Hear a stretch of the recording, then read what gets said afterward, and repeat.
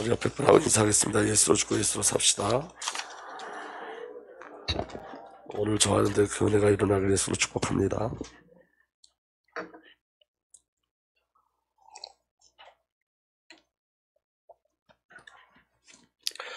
오늘 우리가 어디서 12번째 시간인데 왜 제목을 우리가 어디서로 계속 말씀을 이어나가냐면, 여러분, 하나님의 방법, 하나님의 뜻, 하나님의 목적이 연합이기 때문에 그래요. 그러니까 여러분은 다른 얘기하는 게 아니라 계속 그걸 전제로 해서 그 우리가 어디서, 우리의 어떠함이 아니라 하나님의 어떠함으로 하나님의 일을 이루시는 것에 대한 믿음이 저와 여러분들에게 회복되기를 소망합니다. 그래서 우리가 어디서라는 말씀을 계속해서 저와 여러분들에게 그 마음에 이 우리가가 뿌리 내리기를 소망하는 마음으로 계속 우리가 어디서라는 말씀을 가지고 그걸 전제로 해서 계속 말씀을 풀어가고 있는 거예요. 그래서 여러분, 오늘은 예수께서 빵을 들어 감사를 드신 다음에 라는 말씀, 다시 말하면 여러분, 빵은 누굴 예표하냐면 예수 그리스도를 예표하고 또 누굴 예표한다 그랬죠? 저와 여러분들 예표해요. 그러니까 여러분, 저와 여러분들이 그리스도 앞에 붙잡히면 어떤 일들이 일어나는지에 대해서 오늘 저와 여러분들이 말씀 속에 들어가길 원합니다. 저번 주에 우리가 결론을 어떻게 내렸냐면 이렇게 내렸어요. 예수께 사로잡힌 삶, 성령에 사로잡힌 삶.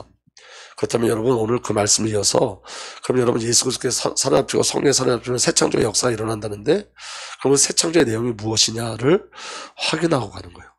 그러니까 여러분, 제가 지금 저번 주와 말씀과 이렇게 잘 정리하고 가는 겁니다. 여러분, 잘 말씀을 깨닫길 예수로 축복합니다. 그래서 저번 주에서 그러면 그렇게 예수 그리스도와 연합되어 예수 그리스도에 붙잡힌 자들에게 일어나는 일들이 무엇인지 오늘 긍휼과 은혜의 일들이 저와 여러분들에게 확인되길 원합니다. 성도의 근거는 성삼위 하나님이세요. 아멘? 이게 우리가라고요. 성도가 성삼위 하나님께 취함을 받고 성삼위 하나님께 붙잡힘을 당할 때 성도는 하나님의 거룩한 백성으로 구별된 삶을 살아요. 그러니까 여러분, 신앙은 우리의 어떠함이 아니에요. 성령에 사로잡히고 그리스도께 사로잡힐 때 그때서 비로소 거룩한 백성으로 구별된 삶을 살죠. 지식이 아니라 실제의 삶을 살게 되어지는 거예요. 그래서 자신의 어떠함과 상관없이 저와 여러분들 연약하다 부족하다 상관없이 하나님의 역사심의 통로가 돼요. 우리가 누구에게 사로잡히면? 예수께 사로잡히면, 성령 하나님께 사로잡히면, 아멘. 그리고 저와 여러분들 구원의 통로가 되어지죠. 그러니까 저번 주에 제가 결론을 낼 때 뭐라고 얘기했냐면, 이번 주에 이렇게 기도합시다. 우리가 예수께 사로잡힌 바 되기를 위해서 기도합시다. 성령께 사로잡힌 바 되기를 위해서 기도합시다. 이렇게 이야기했죠. 왜냐하면 여러분, 그게 우리가예요. 성령에 사로잡히지 않으면 가능성이 없어요. 그리스도께 잡히지 않으면 가능성이 없어요. 그러면 여러분, 첫 번째 예수 그리스도에 사로잡히면 어떻게 되어지냐면 그리스도를 발견하게 되어져요. 아멘. 그리고 예수 그리스도의 우리가의 삶이 보여져요. 예수 그리스도는 여러분 아버지 하나님으로 사셨어요. 그리고 성령 하나님으로 사셨어요. 아멘. 그래서 여러분, 아버지 하나님과 성령 하나님 하나의 신, 아버지 하나님과 성령 하나님과 하나의 신 예수 그리스도를 발견한 거예요. 연합되어진. 아멘. 그래서 여러분, 삶의 근거를 발견하죠. 저와 여러분의 삶의 근거가 어디예요? 우리가 어디서? 성삼위 하나님이에요. 저와 여러분의 삶의 근거가. 그래서 여러분, 성삼위 하나님을 발견하게 되어져요. 그러면 여러분, 그때 저와 여러분들은 생명의 근원을 발견하고 우리가 어디서의 비밀이에요. 생명 안으로 들어가면 생명의 삶을 살죠. 누가 연합된 삶이에요? 우리가 어디서. 왜 제목이 우리가 어디서인지를 확인하셔야 돼요. 여러분, 우리가 어디서, 우리가 성삼위께 사로잡히면 그때 성삼위가 함께 할 때 비로소 생명의 근원을 누리고 생명의 비밀을 누리는 거예요. 생명의 삶을 사는 거예요. 그래서 여기에 대한 본이 있죠. 그게 누구냐면 예수 그리스도예요. 예수님이 그렇게 사셨다는 거예요. 아멘. 그래서 여러분, 예수 그리스도의 삶이, 우리가 예수 그리스도와 함께 하기 때문에 예수 그리스도의 삶이 내 안에서 그대로 재현되어져요. 저번 주와 똑같은 말씀인데 뭐가 틀리죠? 이제는 이게 내 것이 되어지는 거예요. 내 것. 예수님의 사신 삶이 이제 나의 삶으로 바뀌어지는 거예요. 그래서 여러분, 말씀을 붙잡고 계속 기도하면 어떤 일들이 벌어지면 그 말씀이 내 안에 들어와서 나를 살아주시죠. 그게 더 이상 지식이 되지 않는 거예요. 그래서 여러분, 오직 하나님과 함께하는 삶을 살아요. 성령으로 함께하는 삶을 살아요. 예수님처럼. 예수님이 오직 하나님과 함께 사신 것처럼, 예수님께서 성령으로 함께 하신 것처럼 저와 여러분들도 그대로 그 삶을 사는 거예요. 예수님이 이렇게 고백하셨어요. 내가 아버지 안에 있고 아버지께서 내 안에 계시다는 것을 내가 믿지 않느냐. 내가 너에게 하는 말은 내 마음대로 하는 것이 아니다. 아버지께서 내 안에 계시면서 자기 일을 하신다. 예수님이 뭐라 그랬죠? 아버지께서 내 안에 계시면서 아버지를 하신다. 이게 동일하게 우리에게 동일하게 누려진다고요. 오늘 저와 여러분들 안에 아버지께서 오셔서 아버지께서 아버지를 이루세요. 우리의 어떠함이 아니라 아버지께서 그 일을 이루시는 거예요. 아멘. 그래서 여러분, 예수 그리스도는 아버지께서 보내시고 아버지께서 함께 하셨죠. 예수님은 아버지의 이름으로 오셨어요. 그리고 아버지 안에 거하셨어요. 아버지로 인하여 사셨어요. 아버지의 이름으로 일하셨어요. 아버지의 뜻을 행하셨어요. 아버지의 영광을 구하셨어요. 아버지를 계시하셨어요. 그래서 예수님은 요한복음 10장 30절에 나와 아버지는 하나이다 라고 말씀하셨어요. 그럼 여러분, 이게 동일한 은혜가 우리도 동일한 은혜 안에 있는 거예요. 예수 그리스도의 일이 내 안에 그대로 재현되는 거예요. 다시 말하면 저와 여러분들도 아버지께서 보내셨어요. 아버지께서 함께 하세요. 아멘. 저와 여러분들 아버지께서 보내실 줄 믿으시길 바랍니다. 그리고 아버지의 이름으로 왔어요. 저와 여러분들도 저와 여러분들이 아버지 안에 거하세요. 그리고 아버지로 인해서 사세요. 예수님이 아버지로 인해서 사신 것처럼 우리도 아버지를 인해서 살아요. 그리고 여러분, 아버지의 이름으로 일해요. 여러분, 여기 이름이라는 게 왜 중요하냐면, 성경에 보면 여러분, 하나님께서 자기 이름을 저와 여러분들에게 주셨어요. 하나님의 이름을. 그래서 여러분, 우리와 하나님의 이름이 분리되지 않아요. 이게 너무너무 큰 은혜인 거예요. 에스겔서 36장에 보면 너희가 더럽힌 내 이름을 내가 다시 회복하겠다. 근데 그 이름을 회복하는 방법이 뭐냐면 이스라엘 백성, 자기 백성을 회복시키는 거였어요. 그러니까 그 이름과 우리가 떨어질 수 없는 거예요. 그러니까 예수님이 아버지 이름으로 오신 것처럼 우리도 아버지 이름 안에 있는 거예요. 우리를 통해서 아버지가 나타나요. 그게 성도에게 주신 비밀이에요. 믿어지는 은혜가 일어나길 예수로 축복합니다. 그래서 동일해요. 아버지 이름으로 일하신 것처럼 우리도 아버지 이름으로 일해요. 아버지 뜻을 행하신 것처럼, 예수님이 아버지 뜻을 행하신 것처럼 우리의 모든 삶의 결국은 아버지 뜻을 행하는 것에 있어요. 그리고 아버지의 영광을 구하신 것처럼 우리도 아버지의 영광을 구하시고, 예수님이 아버지를 계시하신 것처럼 우리를 통해서 아버지를 나타내시죠. 우리 하나님이 어떤 분인지 우리를 통해서 나타내시죠. 그래서 요한복음 10장 30절에 나와 아버지는 하나이다, 이 말씀이 우리의 고백이에요. 이제는 아버지와 나는 하나인 거예요. 아멘. 분리될 수가 없어요. 또 예수님은 성령으로 사셨어요. 예수 그리스도의 모든 사역은 성령의 사역이었어요. 사도행전 10장 38절에 하나님께서 나선 예수에게 성령과 능력을 부어주셨습니다. 이 예수는 두루다니면서 선한 일을 행하시고 마귀에게 억눌린 사람들을 모두 고치셨습니다. 마귀에 억눌린 사람을 고치셨다는 것은 마귀에 붙잡힌 자를 해방시키신 거예요. 아멘. 어떻게? 성령으로. 그것을 하나님께서 그와 함께 하셨기 때문입니다. 하나님이 예수 그리스도와 함께 하시는 방법도 뭐죠? 성령으로. 그러니까 그리스도의 모든 사역은 성령이에요. 그래서 예수님은 성령으로 잉태하셨어요. 예수님이 세례 받으실 때 성령 하나님이 임하셨어요. 그리고 예수님이 성령에 이끌려 시험 받으셨어요. 성령의 힘으로 십자가를 치셨어요. 성령으로 살리심을 받으셨어요. 부활하셨어요. 성령을 보내시기 위해서 승천하셨어요. 아멘. 성령으로 땅까지 복음이 증거되면 다시 오세요. 그리스도의 재림. 그러니까 예수 그리스도의 모든 사역은 성령이에요. 근데 우리도 동일하다고요. 성령으로 우리는 잉태되어졌어요. 저와 여러분들이. 아멘. 이게 여러분 동정녀가 예수님을 잉태했다 그런 의미가 아니라, 저와 여러분들 구원하시기 위해서 여러분 창세기 1장 2절에 보면 흑암온동 공허였던 저와 여러분들을 하나님의 영이 덮으셨다고요. 하나님의 영이 우리를 품고 계시고 하나님의 시간표가 되면 때가 참에 그리스도를 통해서 우리를 구원하신 거예요. 그러니까 성령의 역사시 동일하게 우리에게 있어요. 아멘. 그리고 저와 여러분들에게 하나님이 성령으로 세례 주신다고 약속하셨어요. 그리고 성령에 이끌려 시험 받으셨어요. 여러분, 이게 굉장히 중요한 건 뭐냐면 우리의 시험은 마귀로부터 오지 않아요. 여러분 성령이 허락하지 않으면 어떠한 것도 우리에게 시험으로 오지 않아요. 사탄이 욥을 시험할 때 누구를 통해서? 하나님의 허락을 받아야 돼요. 근데 여러분 예수님이 성령에 이끌려 시험 받으셨는데 왜 시험 받았냐면 예수님이 왕, 선지자, 제사장, 그리스도임을 나타내는 거예요. 그 시험에서 예수님이 이기셨어요? 지셨어요? 그럼 동일하게 우리에게 오는 시험도 우리는 이길 수 있는 거예요. 왜냐? 성령이 우리 안에 오심으로 말미암아, 성령에 이끌려감으로 말미암아. 그래서 여러분 우리에게 시험은 사실은 이김을 주는 하나님의 계획이 있고 그 안에 숨은 하나님의 일들이 있는 줄 믿으시길 바랍니다.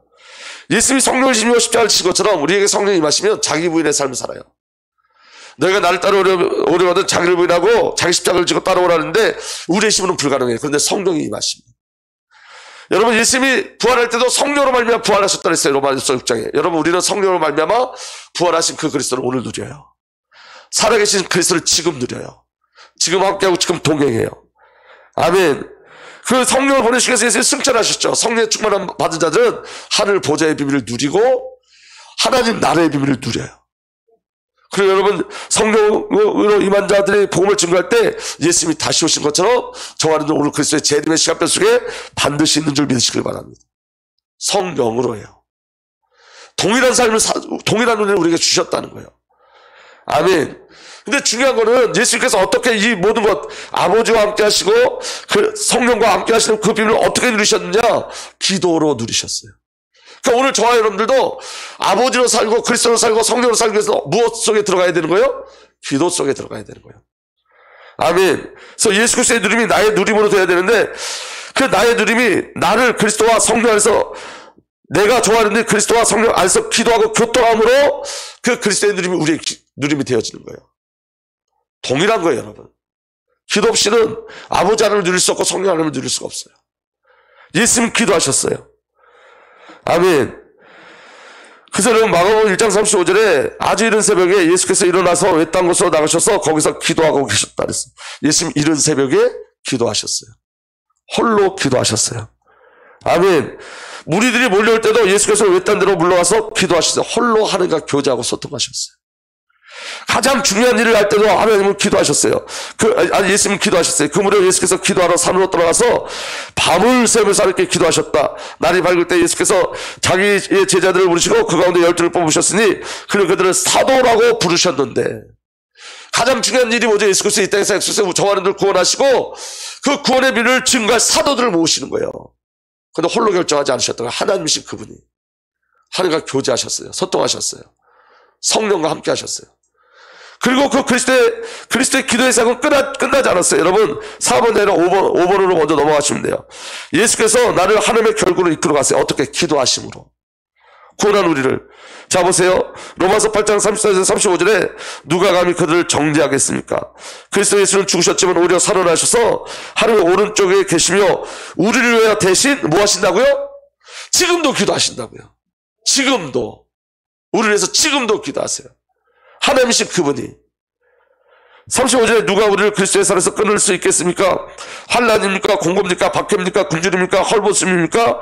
위협입니까? 또는 칼입니까? 여러분, 우리를 그리스도의 살에서 어떤 것도 끊을 수 없어요. 환난도, 공고도, 박해도, 굶주림도, 헐벗음도, 위협도, 칼도 하나님의 살에서, 그리스도의 살에서 끊을 수가 없어요. 왜 그러냐면 우리 주 예수 그리스도께서 지금 기도하고 계시기 때문에. 우리가 우리 주 예수 그리스도의 그 기도 속에 있기 때문에. 성령 하나님도 기도하십니다. 그 4번이에요. 성령 하나님께서 예수 그리스도의 삶으로 나를 이끌어 가시죠. 로마서 8장 26절 27절 공동목록에 성령께서 연약한 우리를 도와주십니다. 이렇게 기도해야 할지, 어떻게 기도해야 할지도 모르는 우리를 대신해서 말로 다 할 수 없을 만큼의 깊은 탄식을 하시며 하나님께 감격해 주십니다. 말할 수 없는 탄식으로 깊이 기도하시는 거예요. 아멘. 우리가 자녀에게 문제가 생기면 정말 말할 수 없는 탄식으로 기도하죠. 제가 제 동생을 위해서 매일매일 기도하는데 정말 이게 무슨 말인지 알아요. 정말 깊이 탄식하면서 기도해요. 주님께 돌아오기를. 아멘. 그렇게 기도해요. 근데 성령님이 그렇게 우리를 위해서 기도하신다고요. 우리가 어떻게 기도할지도 모를 때, 무엇을 구해야 될지도 몰라요. 어떤 때는. 근데 성령께서 우리를 위해서 기도하고 계세요. 이렇게 성령께서는 하나님의 뜻을 따라 성도를 대신하여 감동하십니다. 그런데 누구 뜻을 따라? 나의 뜻이 아니라 하나님의 뜻을 따라. 다시 한번 나를 향한 하나님의 계획을 가지고 기도하신다고요. 나를 향한 하나님의 뜻을 발견하고 그 하나님의 뜻을 가지고 기도하신다고요. 아멘. 믿어지는 은혜가 일어나길 바랍니다. 이렇게 성령께서 하나님의 뜻을 따라 성도를 대신해 감동해 주십니다. 그리고 마음속까지 깨뜨려 보시는 하나님께서, 그러니까 성령님이 기도할 때 하나님께서 일하시는데 하나님께서 어떻게 일하시냐? 그러한 성령의 생각을 잘 아십니다. 기도할 때 아버지 하나님이 성령의 뜻을 아신다는 거예요. 그리고 그것을 응답하시는 거예요. 교제가 있어요. 성삼위 하나님의 교통이 있어요. 그게 기도예요. 기도가 뭐냐? 저와 하나님도 동일한 거예요. 아버지와 교제하는 거예요. 교통하는 거예요. 성령과 교통하는 거예요. 우리의 뜻을 구하는 게 아니라 아버지 뜻이 무엇인지 하나님 앞에 질문하는 거예요. 그럼 여러분 보세요. 그게 우리가라고요. 아멘? 예수 그리스도에 붙잡히면 그런 우리가의 삶을 사는 거예요. 더 이상 내가 목적되고 내가 주관자가 되는 것이 아니라 하나님과 함께하는 삶을 사는 거예요. 예수님이 그렇게 그 삶을 살아내셨으니까. 동일하게 그 은혜를 우리에게 주신 거예요. 예수께 붙잡히면 이런 일들이 우리에게 일어나는 거예요. 하나님의 은혜와 하나님의 열심으로. 두 번째, 예수께 붙잡히면 진정한 회개의 역사가 일어나요. 저와 여러분들 안에 숨겨져 있는 빌립과 안드레의 모습이 드러나기 시작해요. 중요한 건 여러분, 회개가 먼저가 아니에요. 우리가 회개해서 구원받은 게 아니에요. 구원받았기 때문에 회개하는 거예요.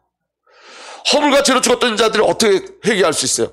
하나님의 은혜로 말미암아 그리스도를 예수로 시인하고, 아멘. 예수를 그리스도로 시인하고 예수 그리스도를 영접함으로 말미암아 구원받았어요. 그리고 구원받은 자에게 일어난 일이 뭐냐? 회개의 역사예요. 아멘. 자, 보세요. 빌립이 이렇게 얘기하죠. 이 빌립의 모습이 우리에게 있어요. 요한복음 6장 7절에 빌립이 예수에게 이렇게 대답하였다. 이 사람들에게 모두 조금씩이라도 먹게 하려면 빵 200대라온 어치를 가지고도 충분하지 못합니다.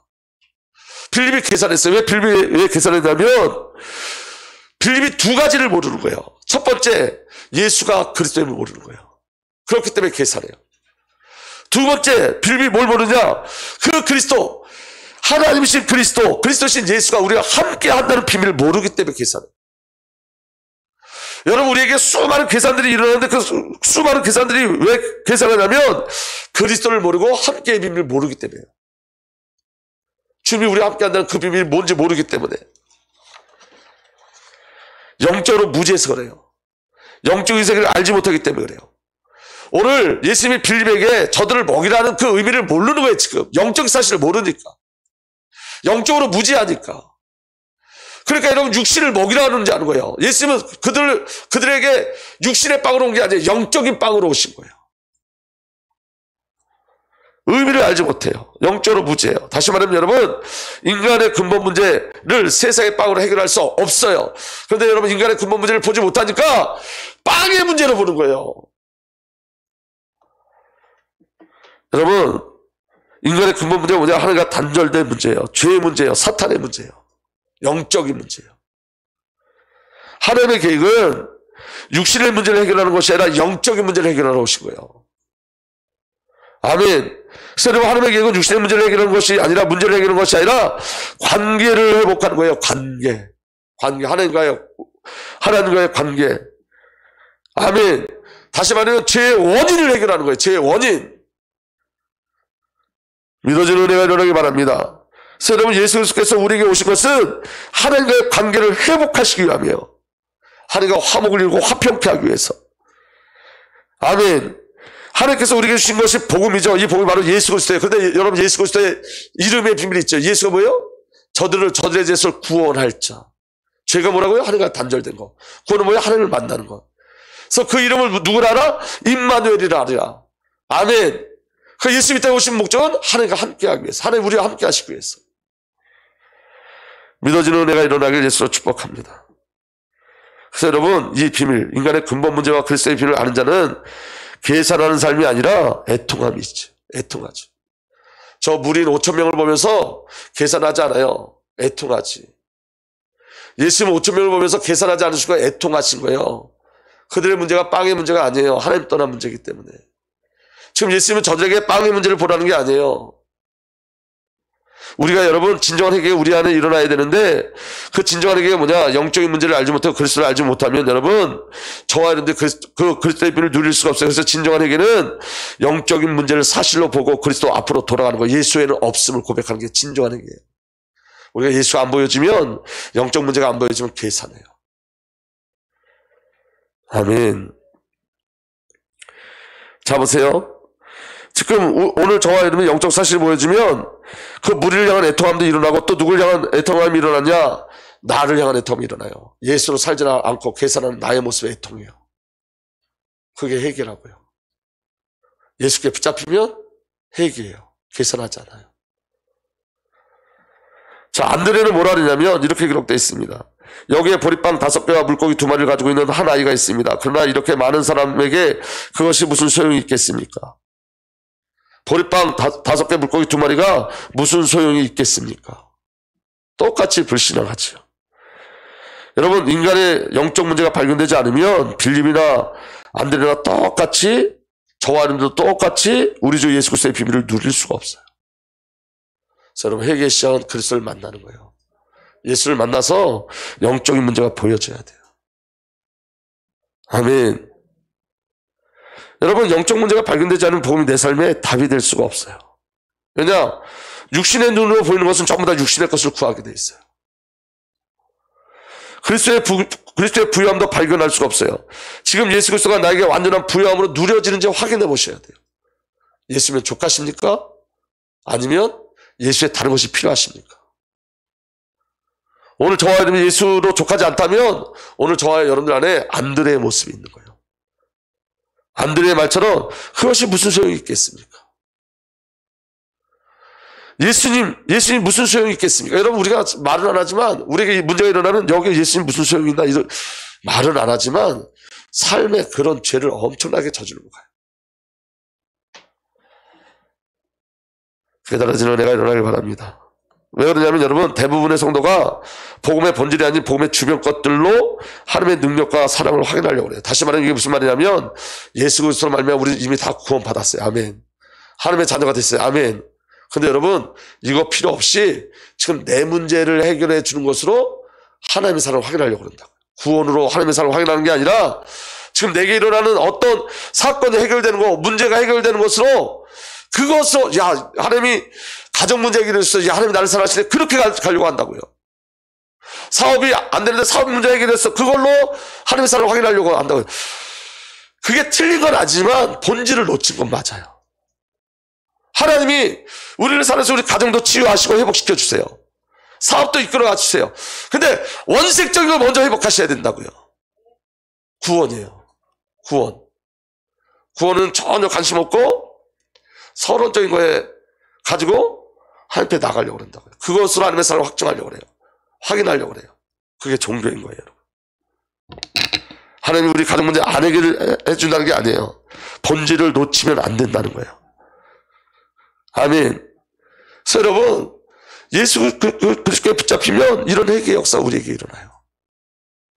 그리고 여러분, 그런 회개의 역사가 일어나면 우리가 그 다음엔 어떤 일이 벌어지냐? 복음의 비밀을 발견해요. 예수 그리스도에 붙잡히면 복음의 비밀을 발견하는데, 여러분, 이 안에 굉장히 중요한 비밀이 있어요. 여러분 보세요. 복음은 누구에게 가장 기쁜 소식이죠? 우리가 아니에요, 여러분. 복음은 누구에게 가장 기쁜 소식이냐면 성삼위 하나님께 가장 기쁜 소식이에요. 사실은 우리가 이 하나님을 만났다는 이 축복이 얼마나 크고 위대한지를 잘 모르잖아요, 우리는. 복음은 하나님의 계획이었어요. 언제부터 세운? 창세전, 영세전부터 세우신 하나님의 계획이었어요. 그 계획을 하나님이 이루셨어요. 예수님이, 하나님께서 예수 그리스도를 통해서 자기 백성을 구원하셨을 때 하나님의 기쁨은 이루 말할 수가 없어요. 예수님이 자기 백성을 구원하심으로 말미암아 자기 백성의 구원을 보는 예수 그리스도의 마음은 우리가 상상할 수 없는 마음이에요. 우리는 복음의 깊은 의미와 그 사랑을 인간의 수준으로 알 수가 없는 거예요. 우리 그 사랑 속에 있는 거예요. 그래서 여러분, 그렇게 하나님의 사랑을 아는 자, 하나님의 복음을 기뻐하고 하나님의 모든 것이 복음, 하나님의 모든 것을 통해 복음의 비밀을 우리가 주신 그 비밀을 아는 자는 하나님의 창조의 목적을 온전히 깨닫게 되어져요. 창조의 목적. 아멘. 하나님은 처음부터 저와 여러분들을 창조하실 때 목적을 가지고 창조하셨어요. 어떤 목적을 갖고 창조하셨냐? 소요리 문답 제1문답에 사람의 제일 되는 목적이 무엇입니까? 하나님을 영원하게 하는 것과 그를 영원토록 즐거워하는 것입니다. 우리를 만드신 목적이 뭐라고요? 하나님을 영화롭게 하는 거예요. 하나님을 영화롭게 하는 것. 그리고 그를 영원토록 즐거워하는 거예요. 우리가 누구를 즐거워하는 거라고요? 하나님을 기뻐하고 즐거워하는 것. 이게 우리를 만드신 창조의 목적이에요. 이사야 43장 21절에 이 백성은 나를 위하라고 내가 지은 백성이다. 그들이 나를 찬양할 것이다. 뭐라고 기록되어 있죠? 우리가 창조된 목적은 나를 위하라고, 여호와를 위하라고 우리가 창조되었어요. 여호와 하나님이 우리 주 예수 그리스도 성령님을 찬양하라고 우리가 창조되었어요. 나를 위하라가 아니에요. 나를 위하라. 여러분, 죄 중에 가장 무서운 죄가 뭐냐면 자기 연민이에요. 자기 사랑하는 거. 자기 너무너무 사랑하는 거. 그래서 하나님 필요 없어. 자기 사랑하는 것. 자기 때문에 하나님을 믿는 거예요. 자기 때문에. 여러분, 우리가 어린아이 신앙이 그렇죠. 우리가 어린아이 신앙은 뭐냐면 나 때문에 나의 어떤 문제를 해결하기 위해서 내 것을 충족시키기 위해서 하나님을 믿어요. 맞죠? 그래서 나를 위해서 하나님이 있다고 생각해요. 근데 여러분 신앙이 자라고 말씀 속에 들어가면 하나님이 저하는 데 깨닫게 해주는 게 뭐냐면 나를 위한 삶이 아니라 이제는 누구를 위한 삶을 소원하게 되어 그리스도. 내가 어떻게 하면 하나님을 위해서 살 수 있을까? 내가 어떻게 하면 복음을 위해서 살 수 있을까? 예수께 붙잡히면 가치관이 바뀌어지고 바라봄이 바뀌어지기 시작해요. 여러분, 메가더 장군이 전쟁할 때 누가 와서 물어봤대요. 저쪽도 하나님 믿는 사람 있고 우리도 하나님 믿는데 그럼 하나님 어디에 쓰셔야 되냐고. 그래서 그 장군님은 하나님이 누구 편에 서게 해달라고 기도하시냐고. 그때 메가더 장군이 이렇게 얘기했대요. 나는 내가 하나님 편에 서게 해달라고 기도한다. 내가 하나님 편에 서게 해달라고. 그게 신앙의 비밀이에요. 내가 하나님 편에 서게 해달라고.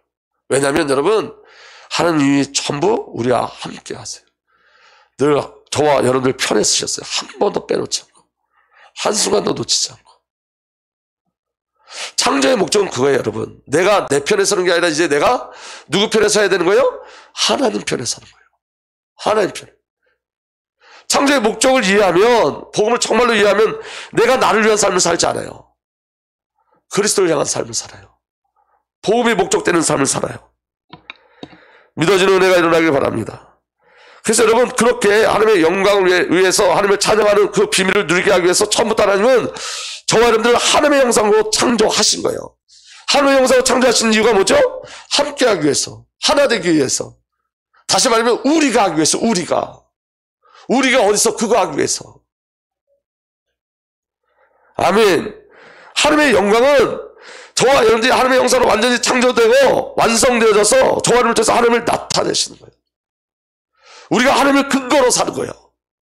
세상의 근거가 아니라 하나님만이 우리의 생명이고 숨이고 호흡으로 살게 하시는 거예요. 그래서 창세기 2장 7절도 주 하나님이 땅의 으로 사람을 주시고 그 코에 생명의 기운을 불어넣으시니 사람이 생명체가 되었다.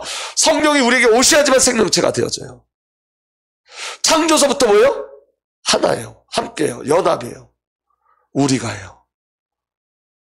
그 우리가로 영광 받으시는 거예요. 아멘. 그래서 여러분, 인간의 진정한 축복과 행복은 하나님의 목적 가운데 있는 거예요. 나에게 언제 진정한 행복과 기쁨이 임하는가? 언제 그러냐? 창조의 목적이 나의 삶의 목적이 될 때 진짜 행복해져요. 그게 말은 뭐냐면 나를 위해 살던 삶은 다 권고해요. 허무, 공허, 혼돈 계속 일어나요. 근데 여러분, 주를 위한 삶으로 전환되어지면, 복음이 생애의 목적이 되어지면 그때부터 세상이 줄 수 없는 행복을 하나님께서 우리에게 주세요. 믿어지는 은혜가 일어나길 바랍니다. 아멘. 그래서 여러분 이제 삶을 바꾸셔야 돼요. 나를 위해서가 아니라 하나님을 위해서 사는 삶이에요. 하나님의 영광을 위하여 저와 여러분들이 있는 거예요. 저와 여러분들의 삶의 목적이 뭐냐? 하나님의 영광이에요. 그럼 하나님의 영광은 어떻게 나타나냐면 연합을 통해서 하나 되어짐을 말미암아 우리가. 아멘. 그래서 여러분 하나님의 영광이 저와 여러분들에게 하나님의 형상으로 새 창조되고 완전한 하나가 되어질 때, 그때 저와 여러분들에게 하나님의 본성이 부어질 때, 여러분 연합은 하나님의 본성이 부어지는 거예요. 하나님처럼 하나님이 되게 하시는 거예요. 신격이 하나님이 아니라 영적인 존재가 되게 하시는 거예요. 하나님의 본성, 그리고 하나님의 아들로, 하나님의 상속자로 이 축복이 우리에게 주어진 거예요. 그리고 이게 얼마나 큰 영광이에요, 여러분. 세상의 것과 비교할 수 없죠. 아멘. 그리고 마지막으로 그렇게 하나님의 목적이 발견된 자들은 이제는 여러분, 저와 여러분들이 예수와 동일하게 재물이 되길 원하는 삶을 살아요. 재물이 되길 원하는 삶. 그래서 여러분 붙잡혔다, 예수께 붙잡혔기 때문에 모든 역사가 일어난다. 그 역사가 십자가의 삶인 거예요. 이 땅에 어떤 것으로 충만해지는 게 아니에요, 여러분. 아멘. 여기 오늘 말씀, 예수께서 빵을 들어서 감사를 드리신 다음에 많은 사람에게 나눠주시고 그랬잖아요. 여기 이 맥락이 뭐냐면 예수님 자신을 나눠주는 모습이에요, 사실은. 그죠? 근데 여러분 그 빵이 누구를 또 얘기한다 그랬죠? 우리를 얘기한다 그랬잖아요. 이 말은 무슨 말이냐면 저와 여러분들이 그리스도의 일 속에 저와 여러분들이 예수님과 똑같이 제물로 드려지는 삶을 이야기하는 거예요. 여러분, 성경에는 계속 예수 그리스도와 저와 여러분들 같이 예표해요. 예수 그리스도의 예표 안에 저와 여러분들 똑같이 이렇게 넣어 놓으셨어요. 이 말은 무슨 말이냐면 저와 여러분들이 그리스도와 통일한 삶을 살게 하신다는 거예요. 여러분, 보리떡 5개의 의미가 뭐냐면, 여러분, 사실은 보리떡은 누구를 얘기하는 거예요? 우리를 얘기하는 거예요. 가치 없는. 보리떡 5개는 저와 여러분들이에요. 저와 여러분들. 그런데 여러분, 예수님이 그렇게 저와 여러분들 모습을 오셨어요. 보리떡의 모습으로. 왜 보리떡의 모습으로 오셨냐? 저와 여러분들 구원하시기 위해서. 아멘. 이 보리떡 5개라는 5 숫자는 어떤 의미가 있냐면, 여러분, 생명이신 예수 그리스도와 성도의 연합을 얘기해요. 여러분, 히브리인들은 숫자의 의미를 둬요. 1이라는 숫자는 하나님을 이야기해요. 4라는 숫자는 피조물을 얘기해요. 다시 말하면 사람이에요. 그러니까 1 더하기 4라는 거예요. 그래서 여러분, 히브리 사람들의 사고는 숫자에 더하기 곱하기 하면서 그 의미를 찾아가요. 그러니까 1 더하기 4는 5라는 말은 그리스도와 우리가 연합되어졌다는 거예요. 그 보리떡이 예수 그리스도가 우리라는 거예요. 완전한 연합을 이야기하는 거예요. 아멘. 믿어지면 아멘. 그 다음에 물고기 2마리의 의미는 뭐냐면, 여러분, 인간이 죄를 져서 인간에게 심판이 임했죠. 그게 어떤 심판이죠? 홍수 심판이죠. 그런데 여러분, 홍수 심판에 방주에 들어가지 않았는데도 살아남은 동물이 있어요. 뭐죠? 물고기. 죄 없기 때문에 심판받지 않아요. 이 작은 물고기는 저와 여러분들 연약함도 이야기하지만 누굴 이야기하는 거예요? 예수 그리스도. 거기에 여러분 2마리라는 숫자는 여러분 성경에는 항상 증인을 세울 때 2증인을 세우라. 2증인. 요한계시록에도 2증인을 세우라. 이 말은 무슨 말이냐면 예수 그리스도의 비밀을 증거하는 증인으로 우리를 부르셨다는 거예요. 그럼 여러분 다시 말하면 보리떡 5개 물고기 2마리는 그리스도의 사역이에요. 전부 다. 아멘. 그래서 여러분, 결국 성도의 목적지는 뭐냐면 예수님이 십자가를 지시고 죽으심으로 말미암아 저와 여러분들이 구원받은 것처럼 저와 여러분들도 동일하게 저와 여러분들이 그리스도와 십자가에서 함께 죽고 그리스도가 드려져 그리스도의 일들을 이루신 것처럼 저와 여러분들이 드려져 하나님의 일을 이루어 가시는 거예요. 빌립보서 2장 17절에 이렇게 기록되어 있습니다. 만일 너희 믿음의 재물과 성령 위에 내가 너를 전제로 드릴지라도 나는 기뻐하고 그랬어요. 사도 바울이 내가 전제로 드려주길 원한다. 전제가 뭐냐면 여러분, 번제, 소제, 화목제, 속죄제, 속건제는 그리스도를 예표하는 모든 제사예요. 근데 그 위에 부어지는 제사예요. 그 위에 부어지는 제사. 거기다 무엇을 붓냐면 독주를 붓는 거예요. 근데 여러분, 이 안에도 2가지 예표가 있는 거예요. 예수 그리스도에서 예수님 자신에게 예수 그리스도를 부어서 우리를 구원하세요. 근데 사도 바울은 그 부어지는 술이 내가 되기를 원한다는 거예요. 이 말은 뭐냐면 내가 너희를 위해서 예수님처럼 죽기를 각오했다는 거예요. 죽는 제물로 쓰임받기를 원한다는 거예요. 아멘. 그래서 여러분 3번을 보세요. 빌립보서 2장 17절에 이렇게 기록되어 있습니다. 그리고 여러분의 믿음의 제사와 예배에 나의 피를 붓는 일이 있을지라도, 자기 피를 붓는다는 말은 뭐예요? 자기가 제물 되겠다는 거예요. 내가 너희들의 믿음과 너희들의 예배를 위해서 내 자신이 죽을지라도 나는 기뻐한다는 거예요. 내가 제물로 드려진 거 너무 기뻐한다는 거예요. 그래서 여러분, 하나님께서 저와 여러분들의 결국이 뭐냐면 예수가 동일한 삶을 살게 하는데 그 동일한 삶이 뭐냐면 제물로 드려지게 하시겠다는 거예요. 바울처럼 예수께 붙잡히면 예수 그리스도를 알아요. 예수께 붙잡히면 예수 그리스도의 삶을 발견해요. 예수 그리스도에 붙잡히면 예수 그리스도의 삶을 살아요. 아멘. 이게 첫 번째 비밀이에요. 두 번째, 예수 그리스도에 붙잡히면 진정한 회개가 일어나요. 영적인 무지 속에 있어서 계산하고 그리스도의 가치를 몰랐던 내 죄가 폭로되어 그리스도 향해 나가는 회개의 역사가 일어나요. 그 회개의 역사가 일어나면 우리가 어떤 일이 벌어지냐? 그때야 비로소 내가 아닌 하나님의 영광을 위해서 살게 된다고요. 회개가 일어나야지 하나님의 영광을 위해서 살아요. 그럼 여러분, 하나님의 영광을 위해서 사는 삶이 뭐라고요? 죽음이에요. 제물되어지는 거예요. 예수 그리스도와 동일하게 제물되어지는 삶을 사는 거예요. 아멘. 현대 성경을 보면 이렇게 되어 있습니다. 여러분의 믿음을 제물로 하나님께 바칠 때 내 피를 그 위에 쏟아 부으라 할지라도, 사도 바울이 제물이 되라 할지라도 나는 기꺼이 그렇게 할 것입니다. 여러분을 위해서 내가 죽지 않으면 안 된다고 할지라도 나는 기뻐할 것입니다. 다시 말하면 여러분을 위해서 내가 죽어야 된다면 나는 죽기를 기뻐합니다 라는 거예요. 그게 하나님의 영광이에요. 아멘.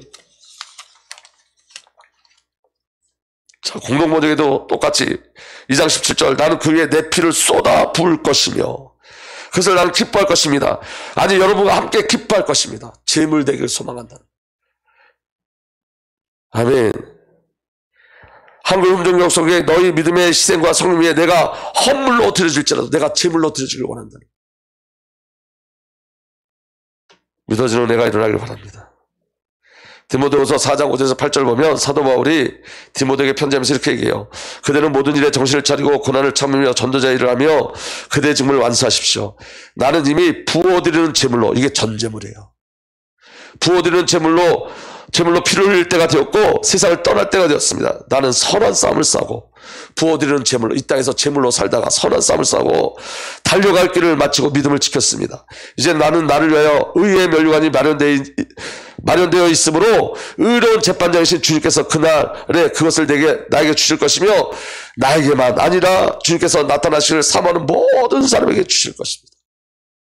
전제물의 삶을 살아가는 거예요. 디모데에게. 나도 예수님처럼 재물의 삶을 살았으니까 너도 그렇게 재물의 삶을 살라는 거예요. 그게 하나님의 영광이에요. 내가 얻고 하나님의 영광만 누리는 삶이에요. 아멘. 그래서 사도 바울이 빌보서 1장 10절에서 1장 25절까지 나의 간절한 기대의 희망은 내가 아무 일에도 부끄러움을 당하지 않고 온전히 담대해져서 살든지 죽든지, 이게 전제물의 삶이에요. 전과 같이 지금도 내 몸에 그리스도에서 존귀함을 받으시라는 것입니다. 나에게는 사는 것이 누구니? 그리스도니. 죽는 것도 유익합니다. 이게 전제물의 삶이에요. 그러나 육신을 입고 살아가는 것이 나에게 보람된 일이면, 그렇죠. 이 보람된 일이란 말은 뭐냐면 내가 육신을 살 때 그리스도의 일들이 나를 통해서 복음이 진보된다면, 복음의 일이 일어난다면, 너희들이 그리스도께 돌아온다면 내가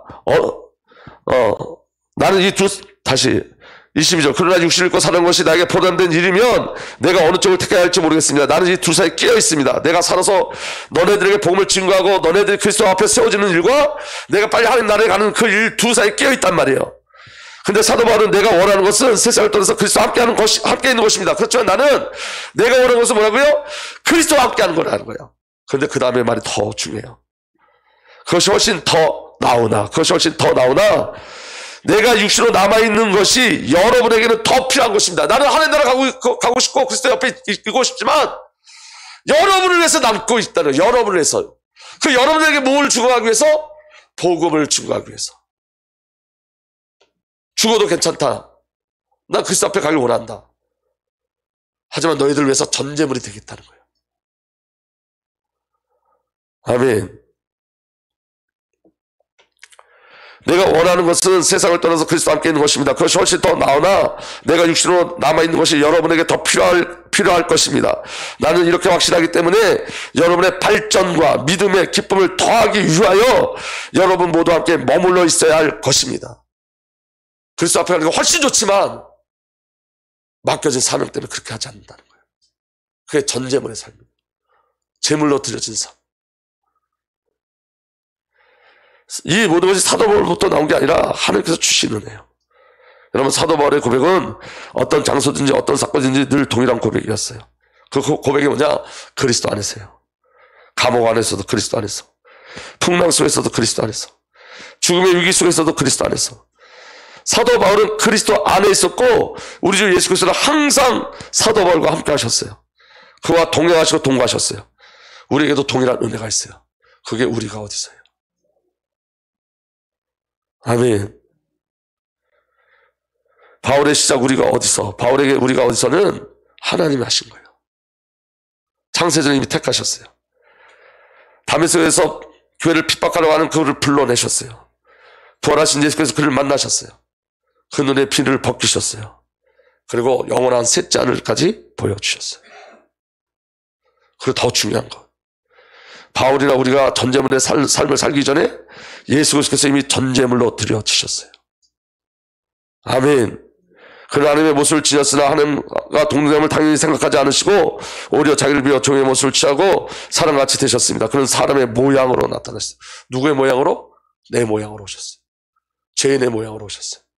하나님의 영성을 회복하기 위해서 자기를 낮추시고 죽기까지 순종하시고 곧 십자가에 죽기까지 하셨습니다. 이 삶을 우리로 살게 하시겠다는 거예요. 주님의 삶을. 그게 예수 그리스도의 붙잡힌 자의 삶이에요. 아멘. 믿음의 창시자의 완성자인 예수를 바라봅시다. 그는 자기 앞에 놓여있는 기쁨을 내다보고 부끄러운 마음에 두지 않고 십자가를 참으셨습니다. 이 동일한 기쁨을 우리에게 주시겠다는 거예요. 내가 전제물이 되어지면 나로 인해서 다른 사람들이 예수를 만나고 하나님을 누리는 그 기쁨, 그 하나님 만나는 그 장면 때문에 내가 전제물을 지는 것을, 전제물이 되는 것을 기뻐한다는 거예요. 예수님 기뻐하시겠죠. 우리 그렇게 만들어 가시겠다는 거예요. 요한복음 12장 24절 25절 내가 진정으로 너에게 말한다. 밀라 하나가 땅에 떨어져 죽지 않으면 하늘 그대로 있고 죽으면 열매를 많이 맺는다. 누가 이렇게 사셨죠? 예수님께서. 근데 저와 여러분들도 이 미랄의 삶을 살라고 말씀하세요. 25절에 자기 목숨을 사랑하는 사람은 잃을 것이요. 이 세상에 자기 목숨을 미워하는 사람, 다시 말하면 미랄처럼 자기 목숨을 내어 전제물로 내어주는 자는 영생에 이르도록 그 목숨을 보존할 것이다. 그래서 여러분, 이 땅에는 수많은 순교자들의 전제물이 드려져서 저와 여러분들이 이렇게 예수 그리스도를 믿고 누리는 거예요. 하나님께 붙잡힌 삶, 그리스도를 발견해요. 그리스도의 삶을 알아요. 하나님께 붙잡히면 회개의 역사가 일어나요. 우리 주 예수께 붙잡히면 저와 여러분들이 창조의 목적을 바로 알아요. 내가 아니는 하나님의 영광을 위해서. 그리고 우리가 예수 그리스도에 붙잡히면 그 영광된 삶을 사는데, 그 영광된 삶이 뭐라고요? 전제물의 삶을 사는 거예요. 재물되는 삶을 사는 거예요. 아멘. 토마스 선교사와 같은 그 순교자를 통해서 이 한국교회가 지금 이렇게 멋있게 세워져 있습니다. 여러분, 그 당시에 예수를 영접한 지 일주일밖에 안 되는 자들이 많이 순교당했대요. 일주일, 예수님 영접한 지 일주일 안 됐는데 어떻게 순교할 수 있었을까? 여러분, 그런 전제의 재물이 오늘 저와 예수를 누리게 하는 거예요. 제가 여기 기도 제목을 써놨어요. 연약한 종과 후대들이 우리 주 은혜교회가 하나님의 전제물이 되게 하옵소서. 오늘 저와 여러분이 전제물의 삶을 살길 원합니다. 여러분, 이사야 55장에 이렇게 기록됐습니다. 나의 생각은 너의 생각과 다르며 너의 길은 나의 길과 다르다. 주께서 하신 말씀이다. 하늘이 땅보다 높듯이 나의 길은 너의 길보다 높으며 나의 생각은 너의 생각보다 높다. 여러분, 우리의 생각은 하나님을 따라갈 수가 없어요. 우리의 생각 속에 여러분 왜 이런 일이 우리에게 일어나는지 알지 못할 때가 너무너무 많아요. 우리 수준을 이해할 수 없는 일이 많아요. 근데 여러분, 그 일엔 어떤 것이 있는, 그 일 속에 어떤 비밀이 숨겨져 있냐? 비와 눈이 하늘에서 내려서 땅을 적셔 싹이 돋아 열매를 맺게 하고 씨 뿌린 사람에게 씨앗을 주고 사람에게 먹거리를 주고 나서야 그 근원으로 돌아갈 것처럼 비가 오면 여러분 열매를 맺고 그 근원으로 돌아가죠. 하늘로. 나의 입에서 나가는 말도 내가 뜻하는 바를 이루고 나서야 내가 하라고 보낸 일을 성취하고 나서야 나에게 돌아올 것이다. 주의 언약과 약속의 말씀이 우리에게 성취된 뒤에만 그 말씀이 하나님께 돌아간다는 거예요. 근데 여러분, 그 일들이 우리에게 고난으로 올 수 있어요. 하나님의 일들이 우리에게 고난으로 올 수 있어요. 하나님이 저와 여러분들 번제물로 삼으시는 그 일 속에 저와 여러분들에게 그 사건이 고난으로 올 수 있어요. 근데 여러분, 중요한 건 뭐냐면 하나님의 언약과 약속의 말씀이 성취되는 비밀이 그 안에 있다는 거예요. 여러분, 사로잡히시길 바랍니다. 우리가 기도만이 사로잡히면 우리 안에 그리스도의 일들이 생겨나고 일어나고 우리가 그리스도의 어떤 것이 되어지고 그리스도의 지음바가 되어지고 예수님이 원하는 것으로 만들어지고 행해지고 태어나고 자라고 열매 맺어요.